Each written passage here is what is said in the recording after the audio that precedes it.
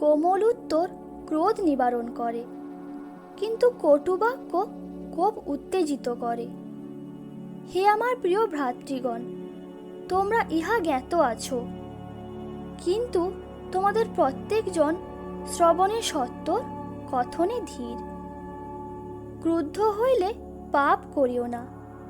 সূর্য অস্ত না যাইতে যাইতে তোমাদের কোপাবেশ শান্ত হোক। তোমার আত্মাকে সত্বর বিরক্ত হইতে দিও না, কেননা হীনবুদ্ধি লোকদেরই বক্ষ বিরক্তির আশ্রয়। যে ক্রোধে ধীর সে বীর হইতেও উত্তম, নিজ আত্মার শাসনকারী নগর জয়কারী হইতেও শ্রেষ্ঠ।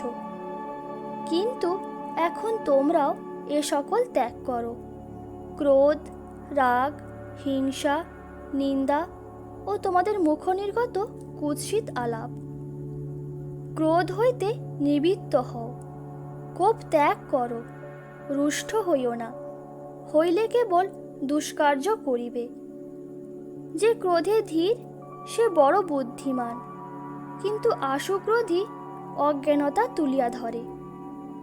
মানুষের বুদ্ধি তাহাকে ক্রোধে ধীর করে, আর দোষ ছাড়িয়া দেওয়া তাহার শোভা।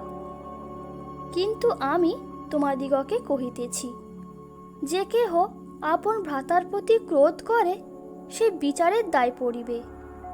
আর যে কেহ আপন ভ্রাতাকে বলে, রে নির্বোধ, সে মহাসভার দায় পড়িবে। আর যে কেহ বলে, রে মূঢ়, সে অগ্নিময় নরকের দায় পড়িবে।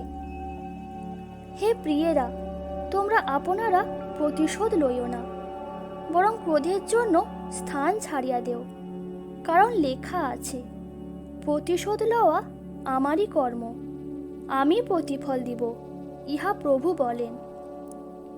গোপন স্বভাব লোকের সহিত বন্ধুতা করিও না, ক্রোধীর সঙ্গে যাতায়াত করিও না, পাছে তুমি তাহার আচরণ শিক্ষা করো। আপন প্রাণের জন্য ফাঁদ প্রস্তুত করো। সর্বপ্রকার কটুকাটব্য, রোষ, ক্রোধ, কলহ, নিন্দা এবং সর্বপ্রকার হিংসেচ্ছা তোমাদের হইতে দূরীকৃত হোক। ক্রোধে ধীর হোক, কারণ মনুষ্যের ক্রোধ ঈশ্বরের ধার্মিকতার অনুষ্ঠান করে না। তোমরা ভয় করো, পাপ করিও না। তোমাদের শয্যার উপরে মনে মনে কথা কহ ও নীরব হও। কিন্তু আমি তোমাদিগকে বলিতেছি, তোমরা আপন আপন শত্রুদিগকে প্রেম করিও, এবং যাহারা তোমাদিগকে তাড়না করে তাহাদের জন্য প্রার্থনা করিও। হীনবুদ্ধি আপনার সমস্ত ক্রোধ প্রকাশ করে, কিন্তু জ্ঞানী তাহা সম্বরণ করিয়া প্রশমিত করে। গর্ব করে না, অশিষ্টাচরণ করে না, স্বার্থ চেষ্টা করে না, রাগিয়া ওঠে না, অপকার গণনা করে না। যে কেহ আপন মুখ ও জিহ্বা রক্ষা করে সে সংকট হইতে আপন প্রাণ রক্ষা করে। অতএব আমার বাসনা এই, সকল স্থানে পুরুষেরা বিনা ক্রোধে ও বিনা বিতর্কে সূচি হস্ত তুলিয়া প্রার্থনা করুক। আর যুদ্ধ করা প্রভুর দাসের উপযুক্ত নহে, কিন্তু সকলের প্রতি কোমল, শিক্ষাদানে নিপুণ, সহনশীল হওয়া। কেননা ইহা আবশ্যক যে অধ্যক্ষ ঈশ্বরের ধনাধ্যক্ষ বলিয়া অনিন্দনীয় হন, স্বেচ্ছাচারী কি আশুক্রোধী, কি মদ্যপানে আসক্ত, কি প্রহারক, কি কুৎসিত লাভের লোভী না হন। যদ্যপি তোমার উপরে শাসনকর্তার মনে বিরুদ্ধ ভাব জন্মে, তথাপি তোমার স্থান ছাড়িও না, কেননা শান্ত ভাব বড় বড় পাপ ক্ষান্ত করে। দেশ বিবাদের উত্তেজক, কিন্তু প্রেম সমস্ত অধর্ম আচ্ছাদন করে। যে আপন আত্মা দমন না করে সে এমন নগরের তুল্য, যাহা ভাঙ্গিয়া গিয়াছে, যাহার প্রাচীর নাই। যে বাক্য সম্বরণ করে সে জ্ঞানবান, আর যে শীতলাত্মা সে বুদ্ধিমান। ভ্রাতৃগণ, যদি কেহ কোনো অপরাধে ধরাও পড়ে, তবে আত্মিক যে তোমরা তোমরা সেই প্রকার ব্যক্তিকে মৃদুতার আত্মায় সুস্থ করো। আপনাকে দেখো, পাছে তুমিও পরীক্ষাতে পড়ো।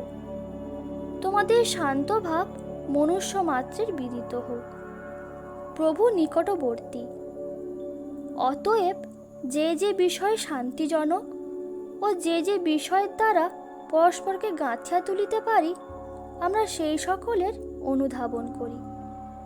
যদি সাধ্য হয়, তোমাদের যতদূর হাত থাকে মনুষ্য মাত্রের সহিত শান্তিতে থাকো। মন্দের পরিশোধে মন্দ করিও না, এবং নিন্দার পরিশোধে নিন্দা করিও না, বরং আশীর্বাদ করো, কেননা আশীর্বাদের অধিকারী হইবার নিমিত্তই তোমরা আহুত হইয়াছ।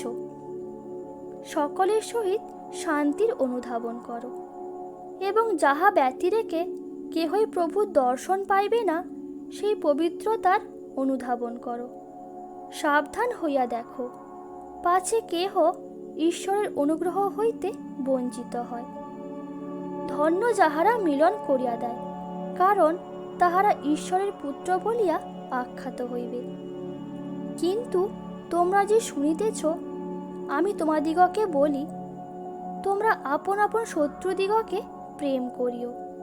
যাহারা তোমাদিগকে দ্বেষ করে তাহাদের মঙ্গল করিও।